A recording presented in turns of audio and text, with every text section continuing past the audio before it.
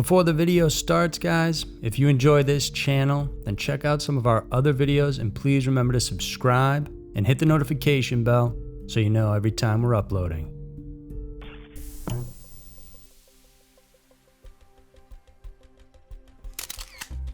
Scary mysteries, twisted news.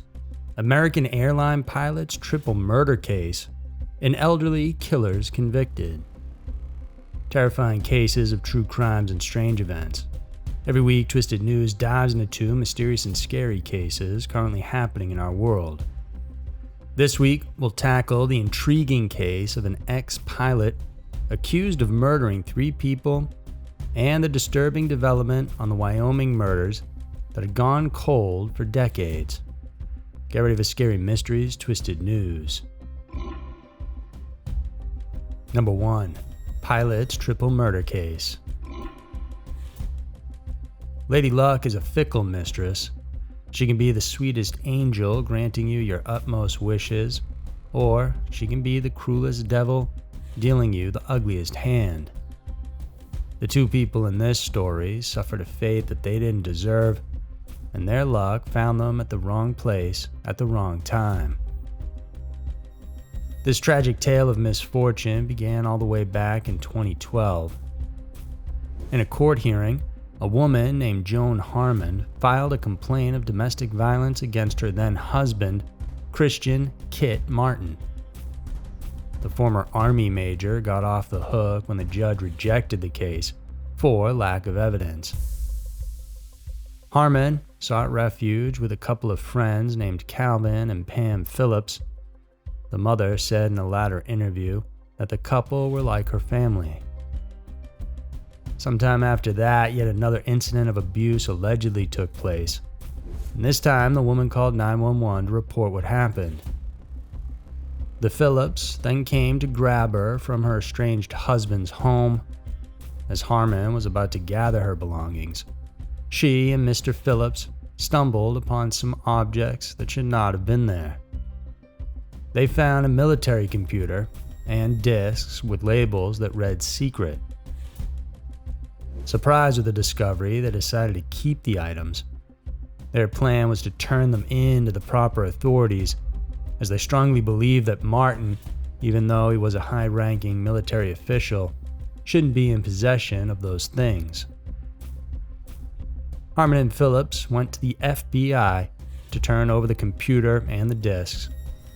After that, it didn't take long for Martin to learn that he was summoned to court for charges of physical and sexual abuse, as well as the mishandling of classified materials.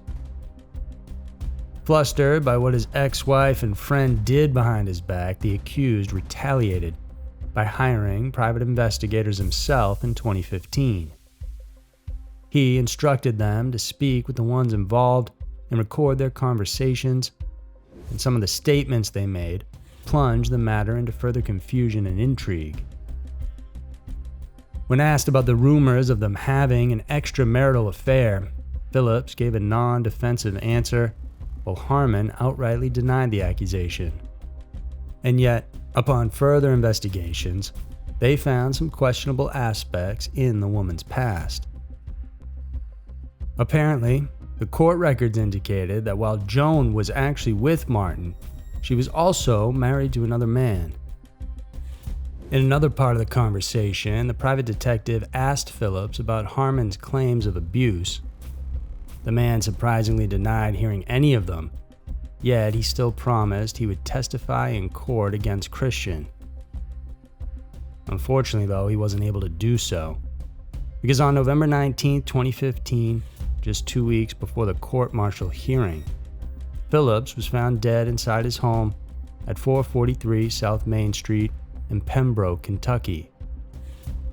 Meanwhile, the remains of his wife, Pamela, and a neighbor named Edward were discovered in a burned car on Rosstown Road.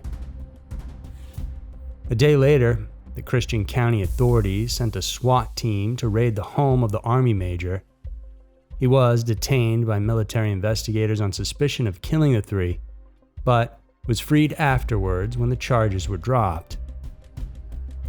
His eventual appearance in court found him guilty of military convictions as well as the battery charges.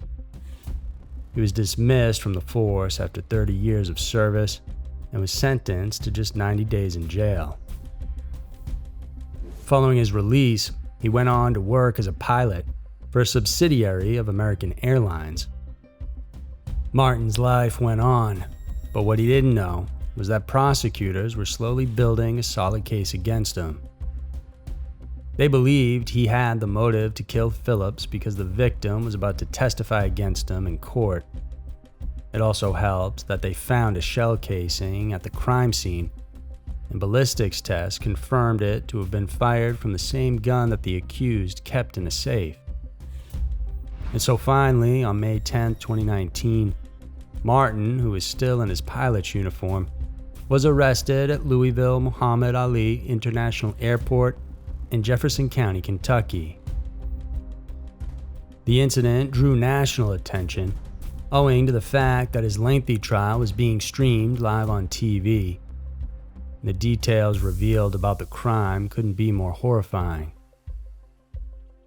It was found out that Martin fatally shot Phillips on the morning of November 18th, then dumped the body in the cellar of the victim's home, which was just across the street.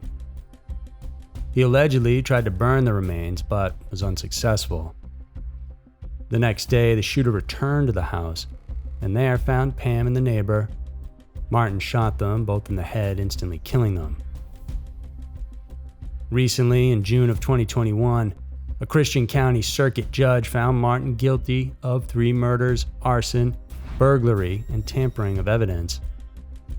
The jury's verdict recommended the maximum sentence of life in prison for the convicted, who will remain in custody until his sentencing hearing, scheduled to take place in September of 2021. Number 2. Elderly killers convicted of murder. In 1976, a woman named Alice Prunty first came to Fremont County in Wyoming. The 37-year-old had just gotten out of her 3rd marriage. She came to the state hoping to get a fresh start in life, and she found one with her neighbor, Gerald Uden. Uden himself had been divorced 3 times. The man was particularly charmed with the woman's grit and resilience, considering that she had been raising her 5 children all by herself. It didn't take long for the two to hit it off. Less than a year after they got acquainted, the two got married. Their lives were going great in a nice little farm that they bought together, and then came the summer of 1980. During that year, Mr. Uden's ex-wife, Virginia, moved back to Wyoming together with her 2 sons from another marriage. In September, Gerald invited the 3 to go bird hunting somewhere in Fremont County, and this was the last time that the mother and her 3 children were seen alive. Virginia's mother, Claire Martin, then opted to file a missing persons report at the county sheriff's office when she noticed her daughter and grandchildren's prolonged absence. The ensuing investigation came upon the discovery of Martin's station wagon, which happened to be the one that Virginia drove. The sheriff immediately deployed deputies and volunteers to search the area for any evidence. The most damning proof that led authorities to believe there had been foul play were the empty bullet casings and traces of blood inside the vehicle. Police questioned Gerald, the man who was supposed to meet the trio that day. The outcome of their interrogation was quite intriguing. Instead of insisting on his innocence, the ex-husband asserted that it would be hard for authorities to prove a crime had even occurred. That somehow got him off the hook. Meanwhile, detectives didn't get anything substantial from Alice during her questioning. A couple years went by, and the police were still unable to make a single arrest. Meanwhile, in 1982, the Udens decided to sell their farm and move out to Chadwick, Missouri, away from public scrutiny. The couple was then able to live under the radar for more than a decade. With no substantial leads to work on, police were forced to put the missing persons case on the back burner. Then came 1994, and along with it, a new development that shook everyone to their core. In that year, Todd Scott, one of Alice's 5 children, told the police about his mother's confession. It didn't have to do with the disappearance of Virginia and the boys, but her ex-husband. In a statement, Scott revealed that the woman killed her ex-husband, Ronald Holtz.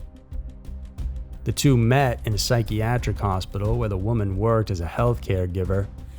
Holtz, who was a Vietnam War vet, reportedly had a volatile temper. The witness claimed that his mother confessed to him shooting his stepfather in the back of the head while he was sleeping. She then dumped the body in an abandoned gold mine on a ranch between Cheyenne and Laramie in Wyoming. This revelation prompted investigators to reignite their work on the missing persons case. They now considered the possibility that Mrs. Uden may have had something to do with the disappearance. They followed the lead, but their search yielded nothing, and the 2 cases went cold for another 11 years. And the crimes would have been completely forgotten about had it not been for the initiative of the Wyoming Division of Criminal Investigations. In January of 2005, they deployed a task force to make an unannounced visit to Alice's new home in Missouri. Her husband was on the road at the time, working as a trucker. The interview went well until the officials mentioned her ex-husband's name. At that point, she appeared to have become disoriented, even half fainting. Throughout this, she still maintained her innocence. In 2013, authorities finally got a big break. A barrel with human remains was discovered in the exact place that Todd told them about. Upon examination, the skull bore a bullet hole in the back, implying the accuracy of his statement. A DNA test was further made to confirm that it was indeed Holtz. On September 26, 2013, Alice Uden, who was already 74 years old, was arrested at their Missouri home. After showing her the evidence of the crime, the woman finally admitted to it. She was then charged with first-degree murder and found guilty of it, and her sentence was to spend the rest of her life in jail. Apparently, at the time of her arrest, Gerald had been thinking that his wife was arrested for the kidnapping and murder of Virginia and her sons. As a result, in November of 2013, the 72-year-old told a Fremont County courtroom that he was the one responsible and not Alice. He revealed that he shot his ex-wife and her 2 sons with a rifle, each in the head, one after the other. He then dumped their bodies in an abandoned mine. Months later, he retrieved those bodies, put them in barrels, and sank them in Fremont Lake.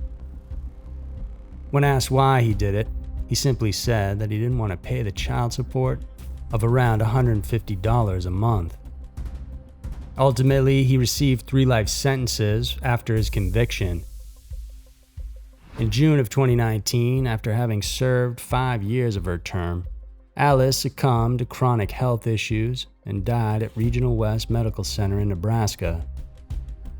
Not long after, Gerald withdrew his confession and tried to put all the guilt on Alice. In September of that same year, the court where he appealed rejected his plea. He is currently serving his time at the Wyoming Medium Correctional Institution in Torrington, Wyoming. So there were 2 of the most intriguing and disturbing stories around. The world can be a crazy place, and Twisted News is sure to show you why. If you guys enjoyed this video, then check out these other ones on the right side that I'm sure you'll love. And remember to subscribe and hit the notification bell. We have 3 new videos coming out every single week for you guys to check out. Thanks for tuning in. I'll see you soon.